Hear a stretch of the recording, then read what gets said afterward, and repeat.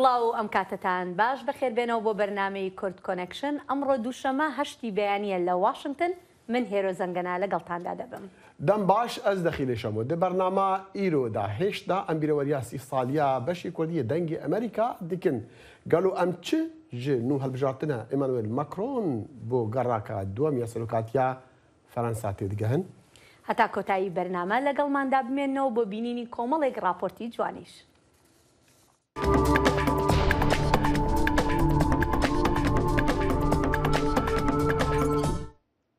وەزیرانی دەرەوە و بەرگری ئەمریکا ڕایانگەیان دیپلۆماتکارەکانی ئەمریکا لەم هەفتەیەدا وردە دەست دەکەن بە گەڕانەوە بۆ ئۆکرانیا.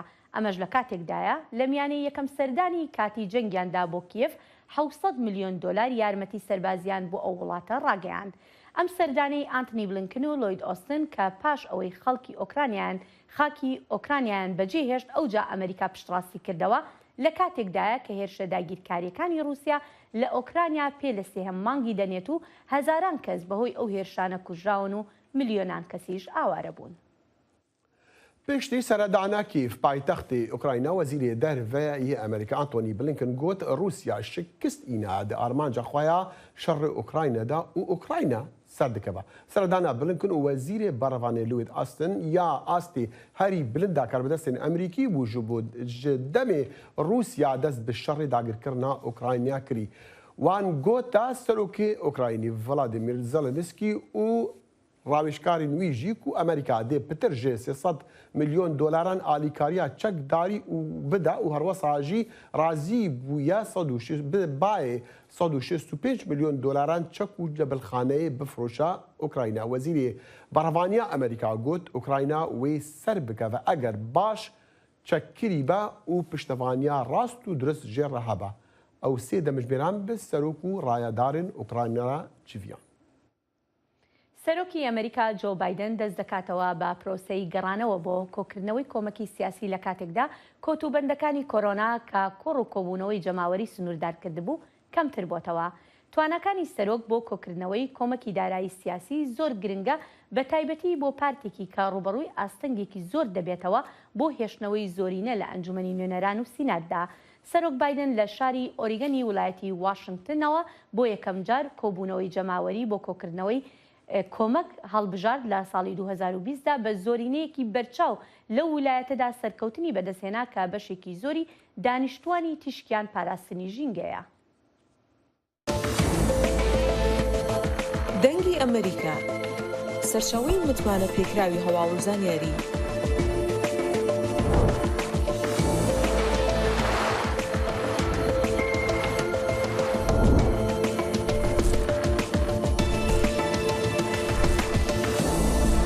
لە ماڵپەڕ و تۆڕە کۆمەڵایەتیەکانی دەنگی ئەمریکاوە ئاگاداری هەواڵ و گۆڕانکاریەکانی جیهان بە.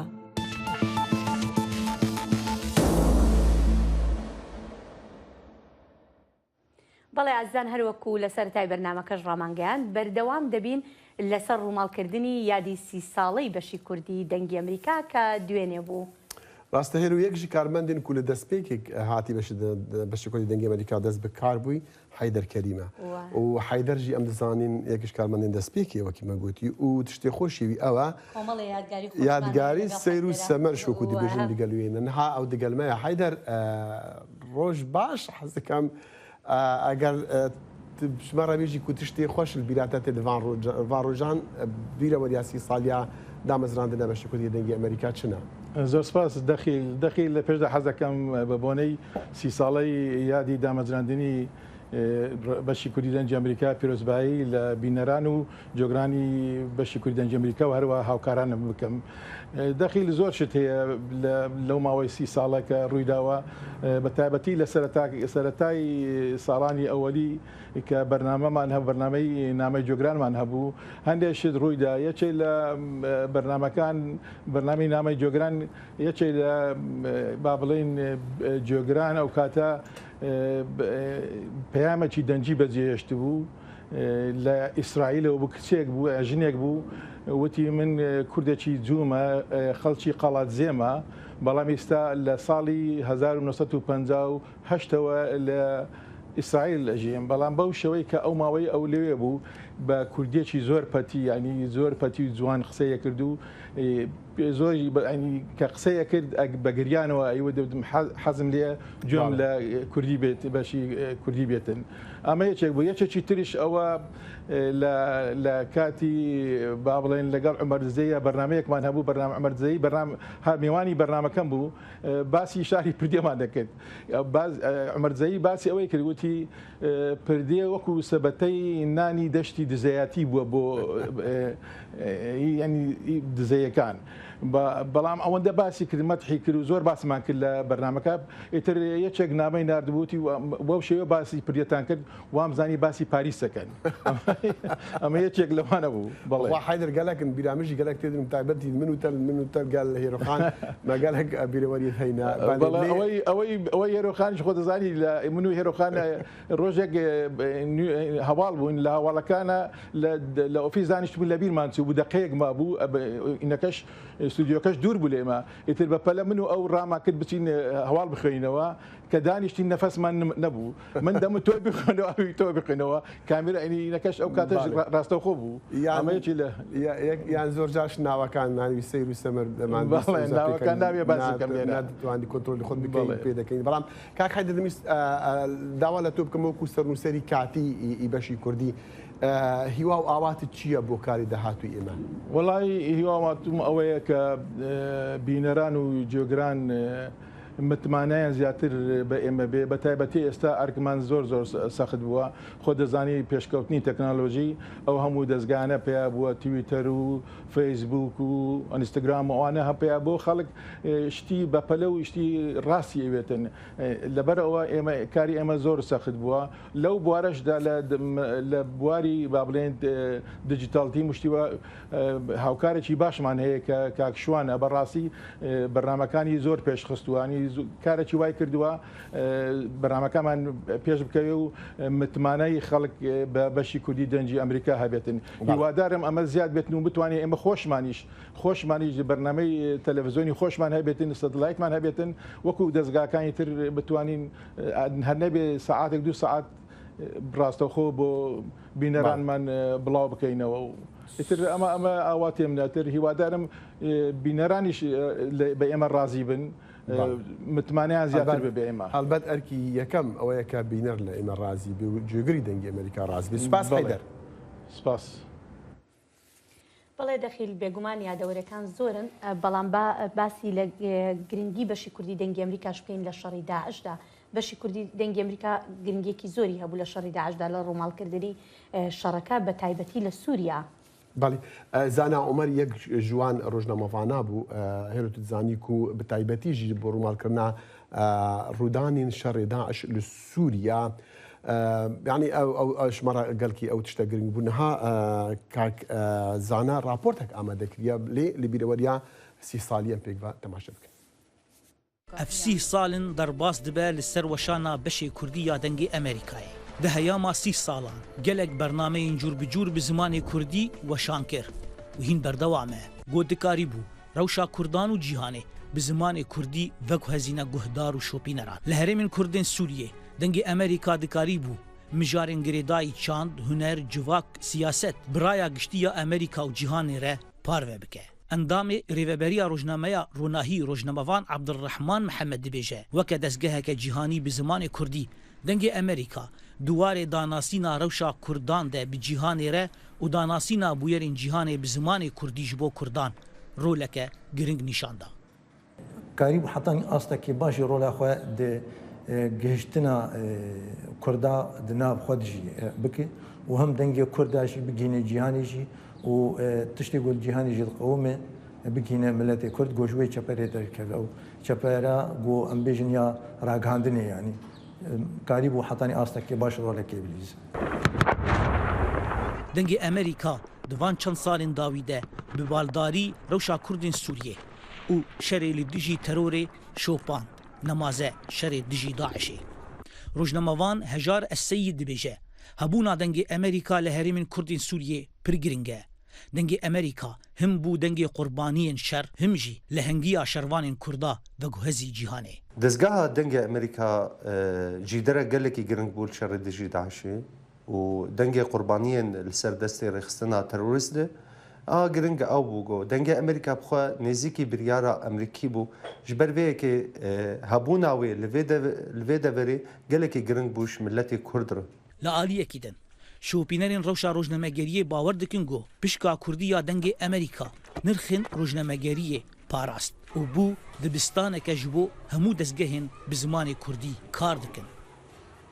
Karî bû di nava rojnamegeriya Kurdî de rolekê girîng bilîze wek ji dereke rojnamegeriyê azad di demekê de got piraniya rekandina Kurdî partîtî bû û bi alî.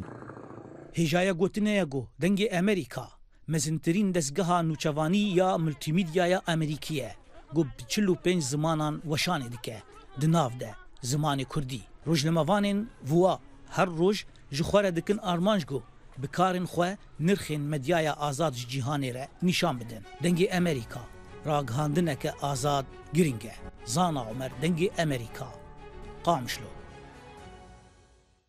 ڕاستی ژێ رۆزانە نەبتنێ بەشی کوردی دەوڵەمەندکردێ بە راپۆرتین خوا وەکو بگشتی دەنگی ئەمریکا بگشتی دەوڵەمەندکردێک حتا بەشین دیین ئینگلیزی و زمانین دیژی گەلک سوود و مفاژی راپۆرتین وی و پامن کووی دەگەهاندن ڕۆژانە لەسەر شەڕێ داعش وەردکرد.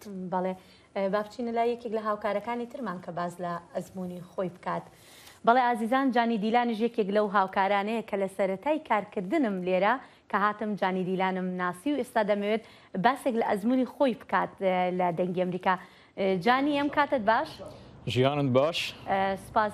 جانی یەکەم شتی کە ئەمەوێ ئەم گفتوگۆیی پێدەست پێ بکەم ئەوەیە کە بەبیرت بێنمەوە من سەرەتا کاتێ هاتم بۆ بەشی کوردی دەنگی ئەمریکا تۆ لێرە بوویت و من هاتم بە زمانی ئینگلیزی قسەم لەگەڵ جەنابەت کرد چونکە وام زانی تۆ کورد نیت نازانم بۆ وا تێگەیشتم کە بە کوردی وەڵامت دامەوە پێم سیر بوو.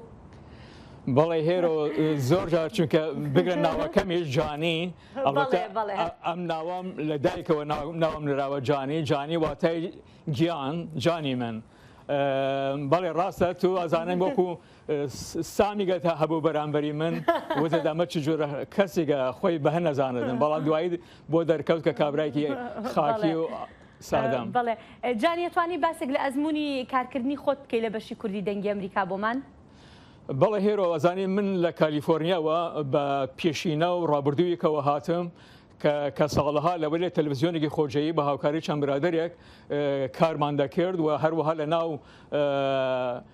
ئەمریکان فیلم تەکنۆلۆژی کە لەگەڵ وۆڵ دیزنی و تەرنەر برادەر کارمان کرد فیلمەکانی ڕەشەسپی هاڵۆویدمان ڕەنگی کرد. من بەو ڕابردووە و بەو تاقیکردنەوە هاتم بوو بەشی کوردی. ئەلبەتە ئەزانین دەنگی ئەمریکا دەستگایەکە هەر گەورەترین دەستگایە میدیاییە لە ئەمریکا کە بودجەکەی لەلایەن کەنگرسەوە دابین دەکرێتن و بە پەیماننامەکەی هیچ کەسی ناتوانێت لە سەروەری لە بابەتی پرۆگرامەکانی دەنگی ئەمریکا دەستێوەری هەبی بەڵام مەخابن بەشی کوردە کۆکو زۆربەی بەشەکان کەم و کۆریان هەیە کە هیوادارین ڕۆژێکە ئەم کەم و کۆریانێش یەکلا ببنەوە. بەڵێ جانی هەمیشە هەوڵمان داوە ئێمە ببینە جێگای ڕەزامەندی بینەرانمان لێرەوە ئەو شتانی کە بینەرانمان داوامان لێکەن ئێمە بیخینە بەردەمیان و هەمیشەش ئێمە کراوین ئەگەر بیانەوێ ڕخنەمان لێ بگرن بیانەوێ بۆچوونەکانی خۆیانمان پێ بگەێنن تاوەکو ئێمەش جێگای ڕەزامەندی ئەوان بین. جانی حەزەکەم یەکێک لە یادەوەری خۆشەکانت بگەڕیتەوەکو هاوکارانی تر کە شتێکی سەرنجڕاکێش لێرە ڕوویدا بێ باسی بکەیت.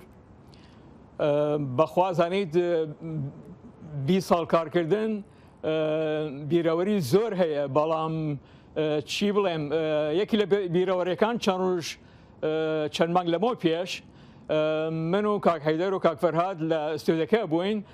حەیدەر هەروەها گاڵتەوتی جانی بە و تووشێکی لەگەڵا بکەم دیلەو کاتە دەربارەی هونەر بوو چکە من خۆم ڕابردوویکم لە هونارە هەیە و گورانی ئەڵێم دی حەیدەر داوای کە گورانیک بڵێم هاوڵان گورانیکم وت زۆر پێیان خۆش و کاک فەرهاد و حەیدەر خستیانە سەر ڤیدیۆ بڵاویان کردەوە ئەوە یەکی لە بیرەوەری خۆشەکانە بێجگە لە چەندین بیرەوەری خۆشتر جانی هەر بمێنێت.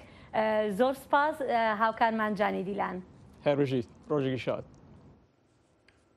ما دخواست پامری ما لإسطنبول عارف أصلاً جيكون هذا مرة بو أسباب كم أجر أماده بوي پامك بله بێگومان ئەچینە لای پامنێرەکانمان دەخیلەر وەکو ئاماژەمان پێکردووە هەمیشە بەشێکی گرنگی کارەکانی ئێمە بوون لە بەشی کوردی دەنگی ئەمریکا بەڵام ئێستاش پێم وابێ پامنێرمان لە هەرێمی کوردستانەوە لە شاری هەولێری پایتەختی هەرێمی کوردستان ئەحمەد زێباریمان لەگەڵدایە. ئەحمەد جۆت لە منە بەداوای لەبوردنەوە ئابزان پامنێرمان فەرحان ئامادەی ئێستا لە سەرخەت لەگەڵمان لە هەڵەبجەوە. فەرحانم کاتت باش؟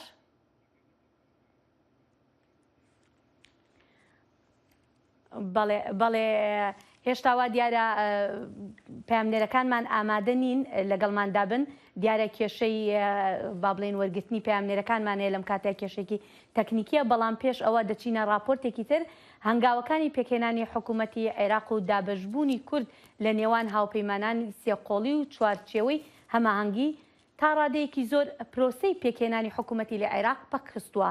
چاودێرانی سیاسی دەڵێن کورد لە نێوان ئەو دوو بەرەیەدا کە دابەش بووە ناتوانێت دەستکەوت و مافە دەستوریەکانی لە داهاتوودا بەدەست بهێنێت. لە هەنگاوەکانی پێگەێنانی حکوومەتی عێراق چاوەڕێەوە دەکرا کورد لە بەرژەوەندیە نیشتیمانی و دەستوریەکانی یەک وەرەقەی کاری هەبێت ئەویش مافە دەستوری و یاسایەکانی خەڵکی هەرێمی کوردستان بێت. بەڵام چاودێرانی سیاسی دەڵێن دابەشبوونی کورد لە نێوان هاوپەیمانی سێقۆڵی و چوارچێوەی هەماهەنگی هەنگاوەکانی پێگەێنانی حکوومەتی ئاڵۆز کرد و شەقامی سیاسی هەرێمی کوردستانیشی کردە دووبەرە. ئەوەی کە لە عێراقا گوزەرێ وەزعێکی زۆر ناتەبیعیە ناتوانن حکوومەتێکی زۆرینە دروست بکەن نە ئەشتوانن حکوومەتێک دروست بکەن کە حکوومەتی هەمووان بێت. ئەم بارودۆخە تەنها عێراقی نەگرتوێتەوە هاتوۆتە ناو هەرێمی کوردستان و چوارچێوەی هەرێمی کوردستان و لایەنە سیاسەکان بە تەواوەتی ناکۆکیێکی دروست کردووە کە ئەوانیش ناتوانن بە یەک هەڵوێستانە بچنە ناو حکوومەتی داهاتووی عێراق. بەشێک لە وڵاتیان پێیان وایە ئێستا کورد بەهۆی کاریگەریە هەرێمایەتیەکانەوە ناتوانێت بڕیار بدات و سنگ و پێگەی کوردیش لە بەغدا لاواز بووە لە داهاتووشدا مەترسیەکان گەورەتر دەبن بۆ قەوارەی هەرێم. مخابراتی و ئیستخباراتی کە لە ناوچەکان ڕۆڵی هەیە کە جەمسەری شیعە و سونەیە کە جەمسەری تورکیا و عێراق ئێرانە ئەوەندە شەڕی ئەو دوانەیە بەمان ئەکرێت وەکو ئالێتێک بەکارهێنرێن ئەوەندە ململانەکە بۆ کورد نییە چونکە ئەگەر ململانەکە من دڵنیام لەوە ئەگەر بۆ کورد بووە لە خاڵێکا دەگەشتن بە ڕێکەوتن ئەم دوانە. مامۆستایەکی زانکۆ پێی وایە دەبوو لایەنە سیاسیەکان بەگشتی یەک کاندیدان هەبوایە و بۆهۆی ئەم کێشەیەوە پرۆسەی سیاسی لە عێراق ئیفلیج بووە دواتر لە ئەگەری حکوومەتی زۆرینە و کەمینەدا لەوە چێت بڕیارەکان بە دڵی کورد نەبن. ئەمەش بۆتە هۆی ئەوەی کە هەم پرۆسی سیاسی لە عێراق ئیفلیج بێ و هەمیش کاردانەوەی خراپی لەسەر هەرێمی کوردستان هەیە. لە ئایندایە ئەگەرم دۆخە سەر بگرێ من پێم وایە کاریگەری خراپی سەرهەرێمی کوردستانە بێ بۆچی چونکە لەوانەیە ئەو ڕێژەی زۆرینە و کەمینە بەکار بهێنرێ بۆ ئەوەی کە مافە دەستوریەکانی کورد کەم بکرێتەوە یان لانی کەم هەندێک بڕیار جێبەجێ بکرێن کە لە بەرژەوەندی کوردانە بێ. پسپۆڕێکی یاسایی پێی وایە شەڕی تایفی لەسەر ناسنامە ئێستاش لە عێراق هەیە ئایندەی دیموکراسی تەوافقی لە عێراق دەخاتە مەترسیەوە و ئێستاش بەهۆی پێشێلکردنی بنەماکانی دیموکراسیەتی تەوافقیەوە وای لێ هاتووە لە مانگی دەی ساڵی ڕابردووە تاوەکو ئێستا نەتوانرێت حکوومەت تشکیل بکرێت. نەهامەتیەکان و کارەساتەکان لە دوای 2023 ڕووچۆتە قۆناغێکەوە کارەساتەکانی دوێنێ لە چاو ئەمڕۆ هێشتانە بەراورد ناکرێت ئەوەندە کارەساتن شەڕی تایفی تا ئێستاش لەم ساڵانی ڕابردووە لەسەر هەوێ لەسەر دوو جیاوازی نەتەوەی لەسەر دوو ڕەگەزی خودی تایفی تا ئێستاش درێژە هەیە. لە ناو شەقامی سیاسی ئێستای هەرێم و بەغداش جەم سەراناکۆکەکان پێگە ئەلیکترۆنی و کۆمەڵایەتیەکانیان کردووەتە سەکۆیەک کە ناو بەناو قسەیەک لەسەر چۆنیەتی پێگەێنانی حکوومەت دەکەن. ئەم هەنگاوەش لەگەڵ ئەوەی پرۆسەی سیاسی لە عێراقی فلیج کردووە لە هەرێمیش گوتاری توندی یەکێتی و پارتی بەرامبەر بە یەکتری بە دوای خۆی دایەناوە. فەرحان هەورامانی دەنگی ئەمریکا هەڵەبجە.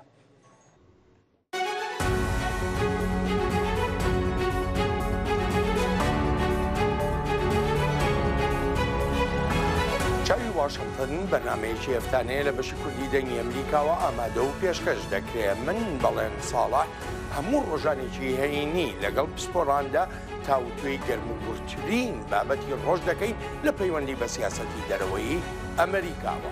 لەگەڵمان بن.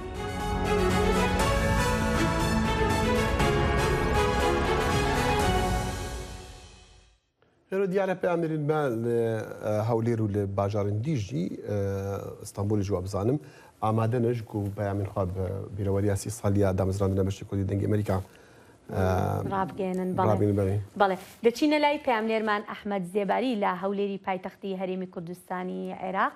ئەحمەدەم کاتت باش؟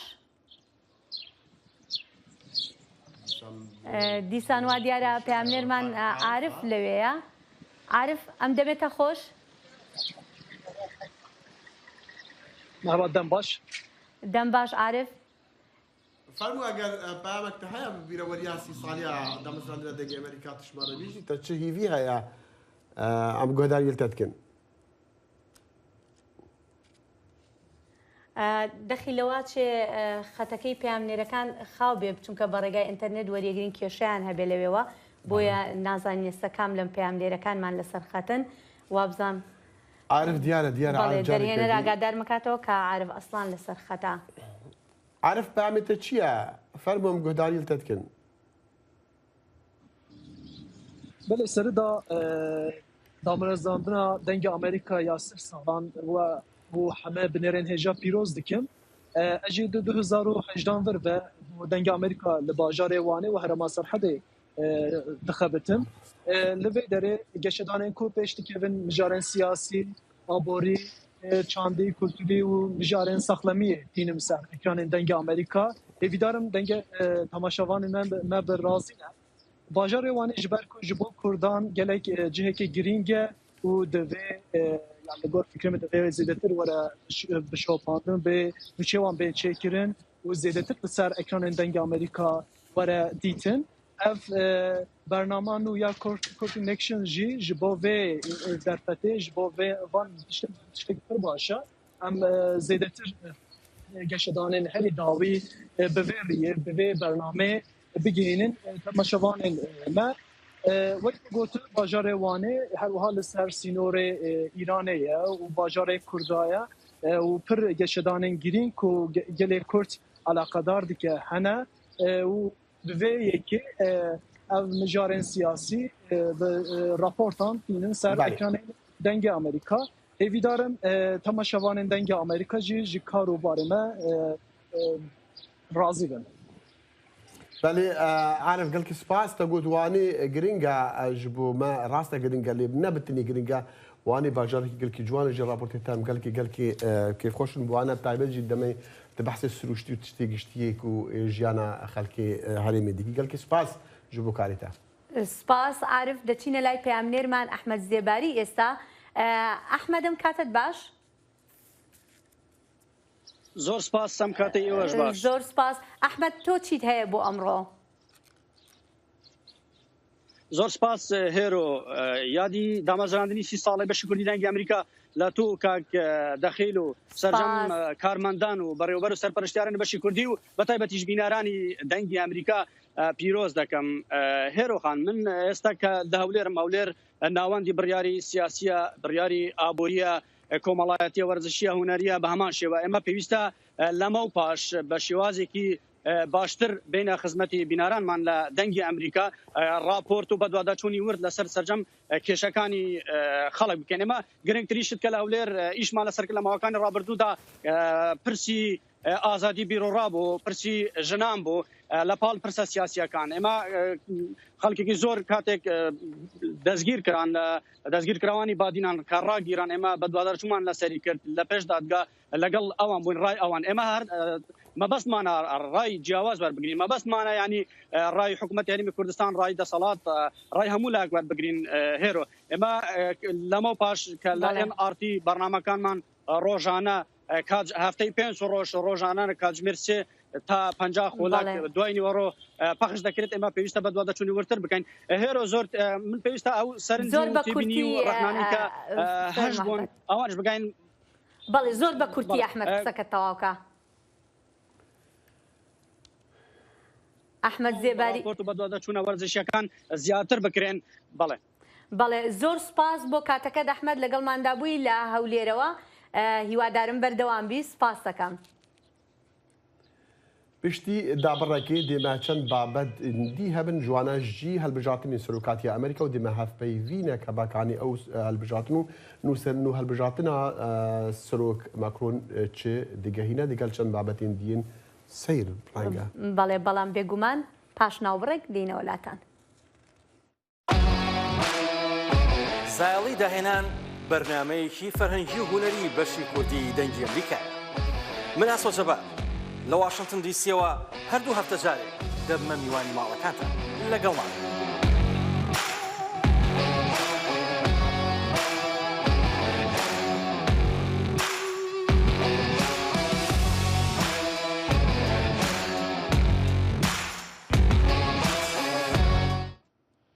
ئاگرێکی بەردەوام لە باکووری نیو مەکسیکۆ کە زیاتر لە هەفتەیەک پێش ئێستا دەستی پێکرد 210 کیلۆمەتر دووجای گرتوتەوە. ڕەشەبا و پلەی گەرمی لە نێو مەکسیکۆ ڕۆژی شەممە کەم بۆ بەڵام ئاگرەکە هەر بەردەوام بوو. ئاتەر گۆنزالێز شیکەرەوەی ئاگرکوژێنەوە با کەناڵی تەلەڤیزیۆنی ئەلبۆکوێرکی گوت گۆڕانکاری کە لە کەشوهەوادا ڕوویداوە لەم چەند ڕۆژە دەبێتە هاوکار بۆ پرۆسەی ئاگرکوژانەوەکە. پشتی ڕاگەهاندنە دووبارە سەرکەوتناوی دە هەلبژاتنی سەرۆکاتیە فەرەنسادا ئیمانوێل ماکرۆن گوت سپاسی یانژی پەسنا خەڵکێداک و ئەو ji بۆ گەڕێکا دیە 5 سالیە سەرۆکاتیە فەرەنسا هەلبژارتیە. مەکرۆن سپاسیە دەنگدەران کرد نە بتەنی ji ber پەسەندکردنا باوەرên wî lê dîsan ji ber redkirina bawerên rastgiriyên neyara wî merin Le Pen wî got ji niha de ew ne kandîdê layenekî bitêne ye belkû serokê tevaya فرەنسیانە.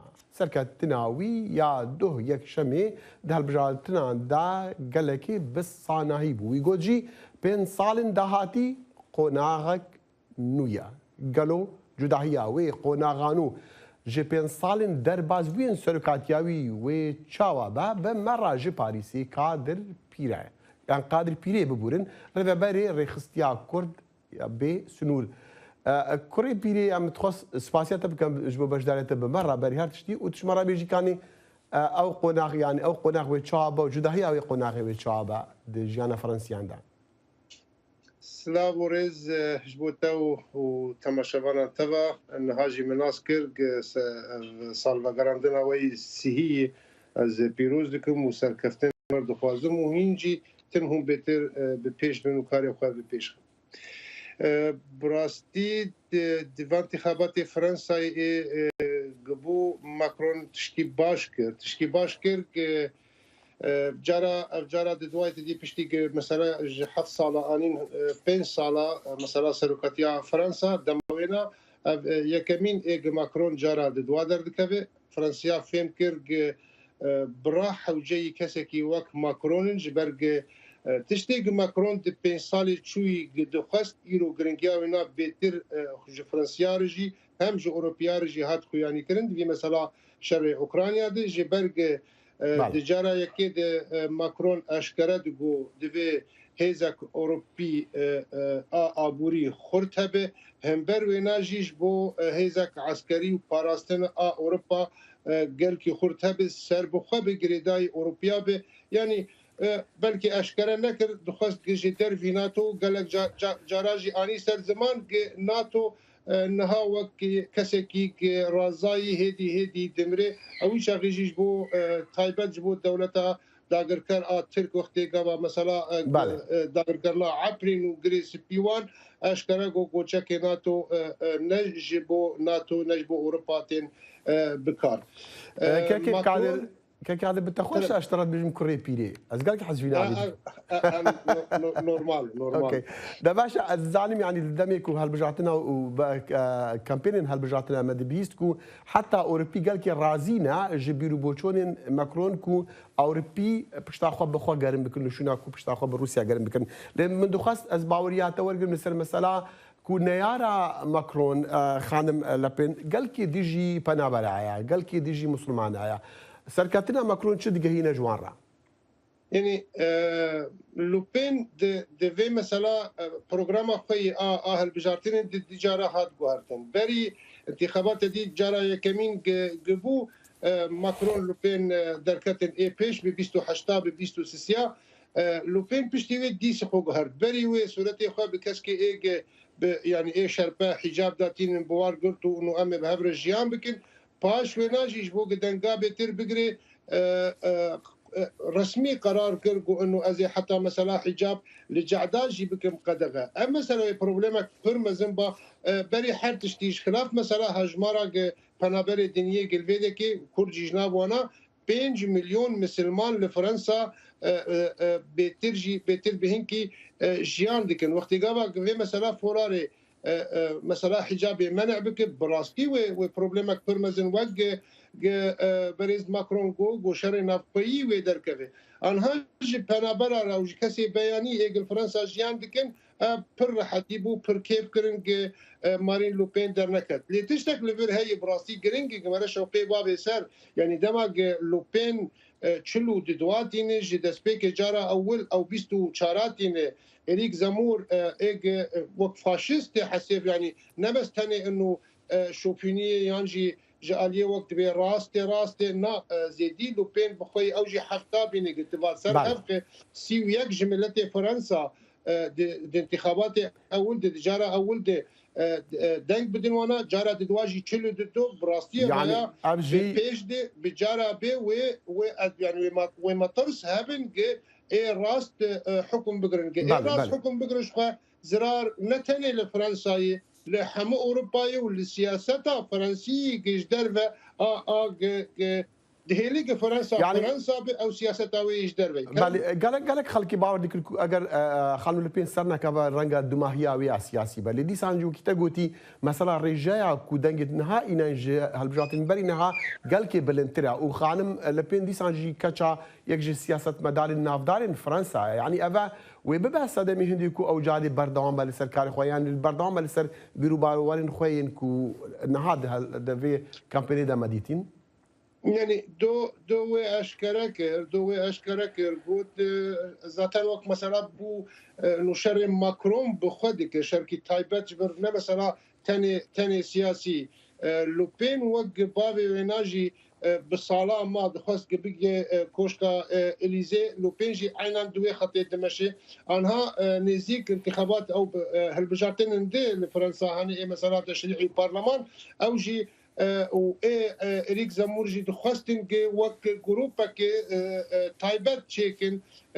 هفقرتنك تشي بجوانا قاربن حكم لور البرلمان بقرن ماكرون نقارب تبريار وقرار درباسكش برقه اري حكم وقت بالجمهوري دستي ماكرون دي دستي سروكي دولتي دي لبريارس جرينج الا ودريا برلمان ربن انها اوجد لازم قداس دين سر برلمان حاضريش بوق هالبجارتني ديني بي سروقاتيا فرنسا او بقرن ادبي فيرنجي بميني تشابي فرنسا اشتراكيه فرنسا بيتر خو بيش نخل خو نلقين خبار لكن بروبلم هذا ام ديزاين او قالكي وكنت بجنيزيكي سروكي فرنسي جي فلاديمير بوتين بو ديانا افي حتى چند زرار گهاندی کمپیناوی و مسلاکو او سرنا كذا يعني مثلا اشكرا كرن قاور نشناوي ببوتين انه اليكاري جي روساس تنديه فرنسيا قالك حتى كسن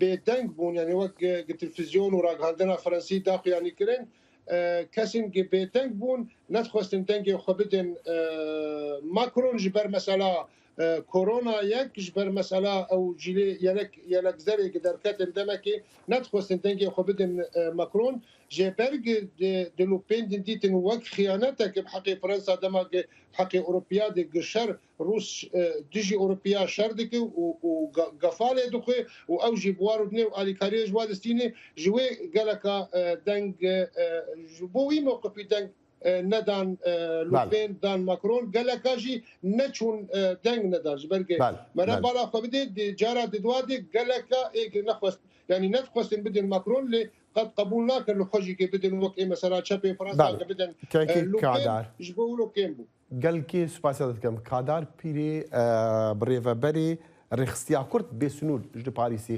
بمەڕە بوو سپاس جارێکدن سپاس خۆش.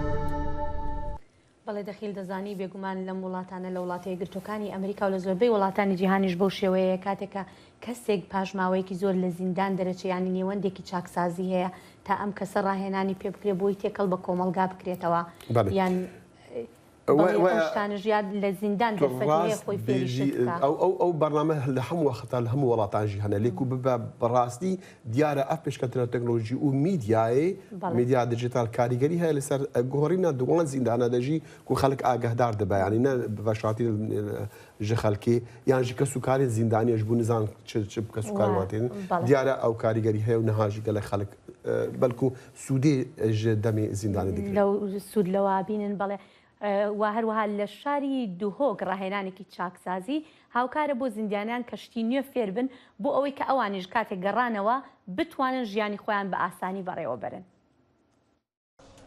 ji derve dîwarên bilind û asêne we pirî çavdêrî dema mirov diçîte di nava çaksaziyê de cîhanek diye pire ji fêrkirina dartaşî û dirwar û mûzîk û fêrkirina xwandinê û kompyûterî ew dadgehkirî fêrî pîşeya bûne û bûyne xwedan berhem di nava çaksaziyê de.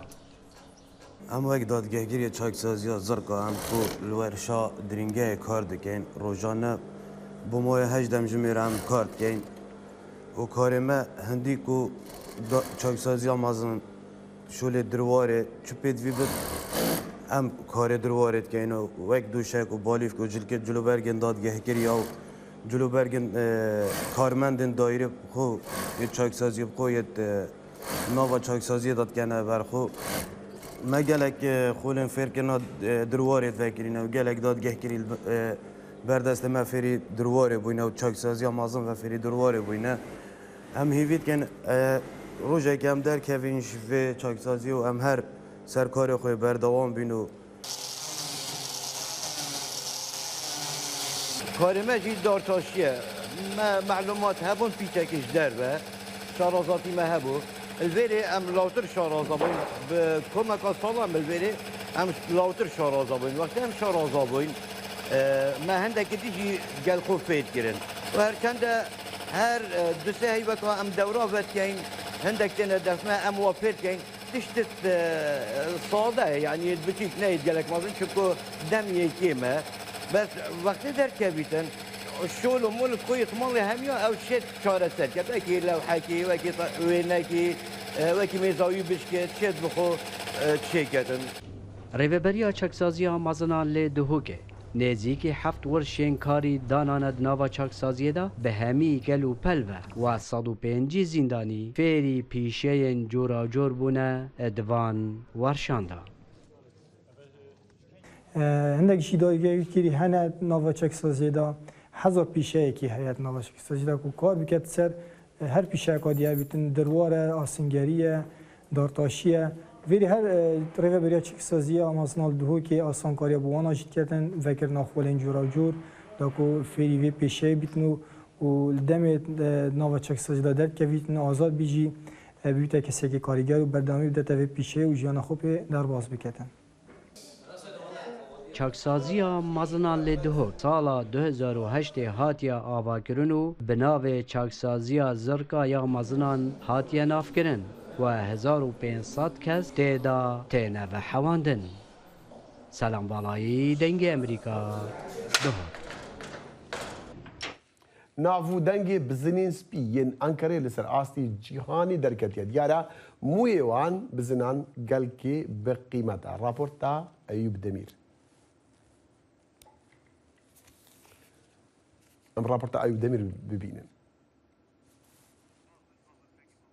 دیارە هێشتا راپۆرت ئامادە نییە دیارە وەکمە گوتی ئەف بزن گەلکی بناو دەنگن و ژ ئەنکاری دیارە باڵبەلاو و نەگەهانە باشووری ئەفریقا گەهانە ئەمریکا باکوور و ئەمریکا باشوور وڵاتین دین نیوزەلەنداوانەژی گەلکی وەکی دیارە شتێکی گەلکی گرنگە چکو وەختت بەحسی بزنادکی ڕەنگی ڕەشتی بەرچاوێتە لێ ئەف بزن تایبەت پندیاوان ئەوە سپینە سیویدان راپۆرت ئامادە ببە راپۆرتا ئەیوب دەمیر ژ ئەنکەری لەواچێ دەرهێنەری بەرنامە ئاگاداریکردنەوەکانی کێشەی تەکنیکی هەیە لەم کاتەیە دەخیل بە داوای لێبوردنەوە لە بینەرانمان کە هەندێک کێشەی تەکنیکیمان هەیە دەرهێنەری بەرنامە خەریکی ئەو کێشانێکە چارەسەری بکات ئێستا پێم دەڵێن راپۆرتەکە ئامادەیە. Bizinê Enqerê bi awayekî din bizinê tirtik karikên evsal zan. Enqere bi bizinê tirtik bi navûdeng e. Giringiya van bizinan dayîna tirtik e. Li gorî bizinên din bêtir tirtik didin di warê goşt û şîrdayînê da jî baş in. Li gorî hin nazariyan bav û kalên van bizinan di sed sala sêzdemîn da li Asya navîn hatine vê derê.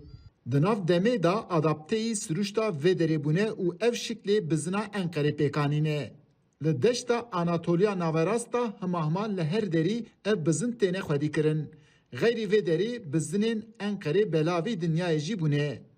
Ankara keçisi kombine verimli.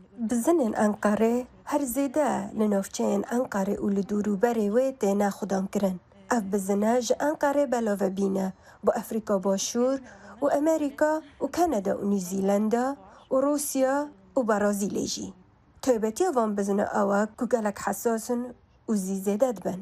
Bizinên Enqerê herî zêde li navçeya Enqerê, Ayaş, Beypazarı, Gudul û Nallihan têne xwedî kirin. Ev bizin ji Enqerê belavî Afrikaya Başûr, Dewleta Yektiya Amerîkayê, Kanada, Zelandaya Nû, Rusya, Arjantîn û Brezîlyayê jî bûne. Di nav 5 salên dawî da di hejmarê bizinên Enqerê da sedan not kêmbûn çêbûye. Di van deman da ji bo parastina wan cotkar têne teşwîq kirin. Lê di nav van salên dawî da jî alîkariya teşwîqkirinê her kûçuye kêmbûye. İshal oluyor, bağırsak zehirlenmesi oluyor. Ev bizinên Enqerê pir zû rastî zik çûnê tên. Ji bo zayîna wan meha dû an jî meha sê herî baş e. Mehên din ji bo wan xirab e. Gava giya zêde dibe diya wan dixwe û ew jî karikan jehrê rovî dike û ewan dikuje. Ji bo me jî bi vê nevê kêşe dirûst dikin. Heya ji me tê em jî di meha reşemê da didin zayîn. Bizinê Enqerê taybetiyeka wê heye, tiftikê wî. Ev bizin ana di hemû dunyayê da tê nasîn. Yên ku bên Enqerê taybet dixwazin ku van bizina bibînin.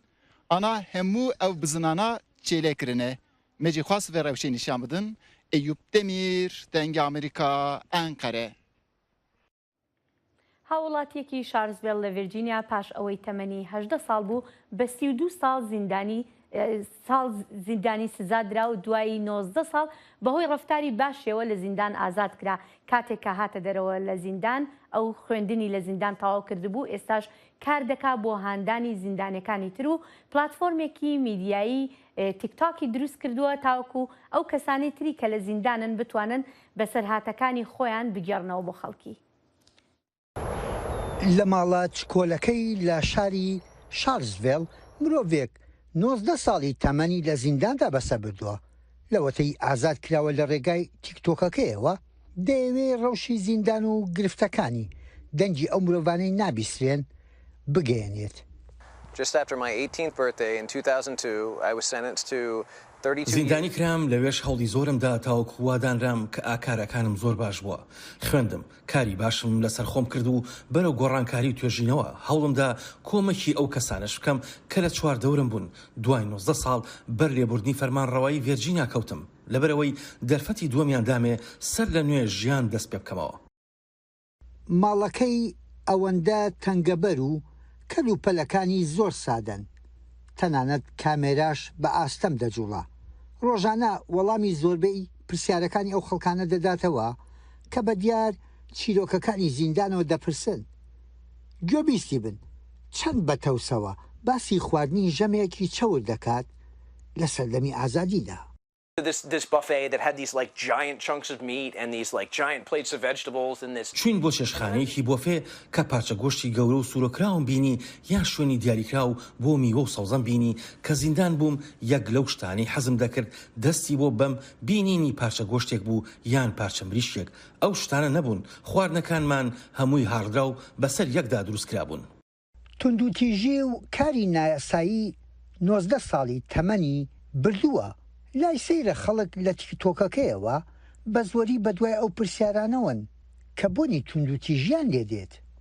mystery and suspense, but the really meaningful work is the work about healing and about trauma and about بە بڕوای من ئەوەش بەندە لەسەر خەڵک کە دەیانەوێت گوێبیستی چی بن زیاتر حەزیان لە شتی سەرنجڕاکێشە وەک بەسەرهاتی ئەو بکوژانەی خەڵکی زۆریان کوشتووە یان توندوتیژی لەوێ بەڵام کاری بە بەرهەم ئەوەیە کە لەسەر ساڕێژبوونی برینەکان کار بکەین بە مرۆڤ ناساندنی کەسەکان خستنە ڕووی کەم و کورتیەکان بەستن خستنە سەر ئەمانە بە هیوام گۆڕانکاری ڕووبدات. گەڕان بەنێو شارەکەیدا شارلزڤیل گەڕانەوە و متمانە و ژیان بۆ گەنجێک کە هەر لەم شارەدا لەسەر مادەی هۆشبەر و تەقەکردن 32 ساڵ سزا درابوو. ئەکاونتەکەی لە تیکتۆک کاری خۆی کردووە. ڕەنگە پێدانەوەی فرسەتی دووهەم بە مرۆڤەکان لەم گەنجەدا سەوز بوو بێت. The biggest challenge is feeling voiceless, feeling unseen and unheard. گەورەترین گرفت لە زیندان ئەوەیە هەست دەکەی دەنگت بە کەس ناگات و کەس گوێت لێ ناگرێت و ناتبینن. زۆرێک لە کۆمەڵگا ئەو گرفتانە لە یاد دەکەن و بیر لە ژمارە و کارکتەرەکانی هۆلیوود دەکەنەوە. بەڵام هەریەک لەو بەندکراوانە دایک و باوک و منداڵیان هەیە. خەڵک وا دەزانن ئەوانەی کە لە دەرەوەن هەڵە ناکەن. تەنها هەڵەکەرەکان زیندانی کراون. دەشێ ئەو پرسیارە بکرێت. گەنجێک لە ئەمریکادا و لە تەمەنی 18 ساڵیدا و چوونە ناو زیندان بۆ 32 ساڵ چی هیوایە کرد بمێنێ؟ ئەو وەڵامە ئاستەنگە لای جێسیە لە زیندانەوە ماستەر لە سایکۆلۆژیادا دەخوێنێت. زۆرم دەخوێندەوە خوێندنەوەیەک بوو لە هۆکارەکانی پێگەیشتنم ئەزانی من شکستە بوو بم بە مادە کحولیەکان و مادەی هۆشبەر و شتی شێتانە لە ژیانمدا. خوێندنەوە وای لێکردم لەو دۆخە دەرپشم و لە زیندانەوە لە جیهانێکی بەرین بڕوانم. زۆر جار ڕۆژنامەوان ڕاوی چیرۆکێکەکات بەڵام دەشێ خۆشی ببێتە نێچیر لا سیر نەبێ ڕۆژنامە نووسەکە بکەوێتە داری خۆشەویستی زیندانیەکەوە کە ئێستا پێکەوەن. I could never have imagined that I would end up in a relationship with Jesse when I did the story.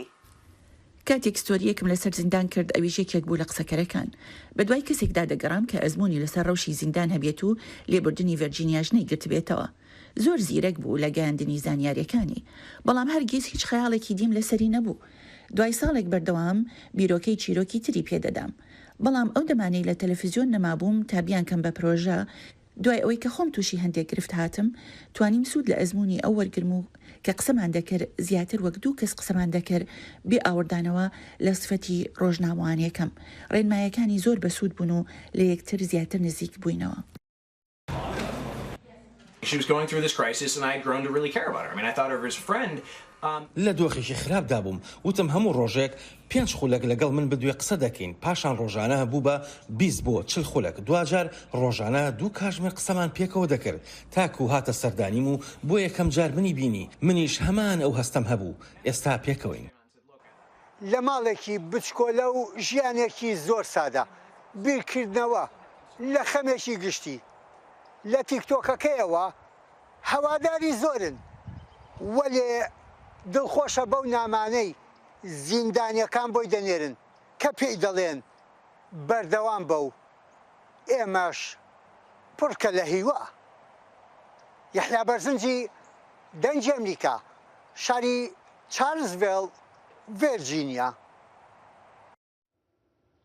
جوانە و ڕاستەژی ئەگەر یەکێکی شاشتی بکات دەلیڤا دوێ بێتەدان ڕەنگە باشتر بە ژیانە خۆیان عادەتیژی کەسە ژوا بکات کە دەرفەتی زیاتر بۆ خەڵکی تر بگەڕێنێتەوە ینی خەڵکی تروایە بکاکە هیوایان بە ژیان زیاتر بێت و بژاردەی غەڵەت نەکەنەوەکەوەی ئەو کرد. سپاس ji bo ku digerme bûn hetanha di bernama Kurd Connection em tîne dawiya vê bernamê eger hûn bixwazin tevaya vê bernamê bibînin û dikarin li sermarperên dengê Amerîka û her westa sosyal medya dengê Amerîka Facebook û platformên dî temaşeyê bernamê bikin. Heta careke dî Xuda hafiz. Katekî xweş.